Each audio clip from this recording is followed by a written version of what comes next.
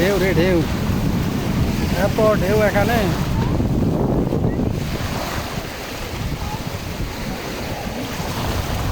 বোঝা তো জানে যে কিছু ময়লা আছে, অতিরিক্ত উত্তালের যে সমুদ্র, যার কারণে যে এখানে আর কি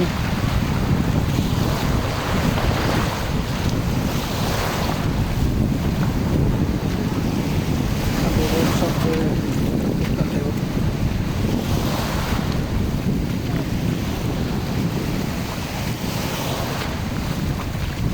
এত ঢেউ আজকে আমার খুবই ভালো লাগছে যে ঢেউগুলো দেখা।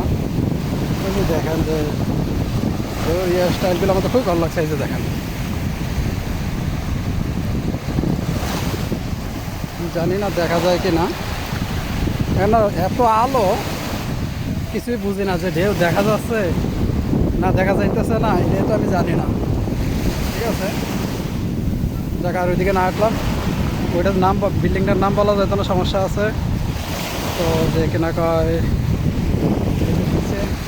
সব আমাদের সব কই যে কলিগ সব পানিতে নেমে গেছে। আমি আমি এখনও নামি নাই, এখন আমি এই যে নামবো। এই যে দেখেন ঢেউগুলা কত ভালো লাগে আপনার, অনেক ভালো লাগবে যে ঢেউগুলা, একদম মুগ্ধ করার মতো ঢেউ। এই যে দেখেন, আসাম এই যে ঢেউগুলা যে দেখেন, এই যে ঢেউগুলা এত সুন্দর যে পানির ঢেউ, কিন্তু পানি কিন্তু পরিষ্কার, কিন্তু যে আরও পরিষ্কার থাকে যখন সমুদ্র উত্তাল না হয়, তখন কিন্তু আরও যে সমুদ্র পরিষ্কার থাকে। কিন্তু আজকে যে প্রচুর যে উত্তাল সমুদ্রতে, যে আগে এতটুকু পর্যন্ত পানি আসতো না, মাঝখানে চর পড়তো, কিন্তু আজকে কিন্তু যে চরও পড়ে নাই। আচ্ছা, এখন আমি নিজে এখন পয়েন্টে আসতেছি।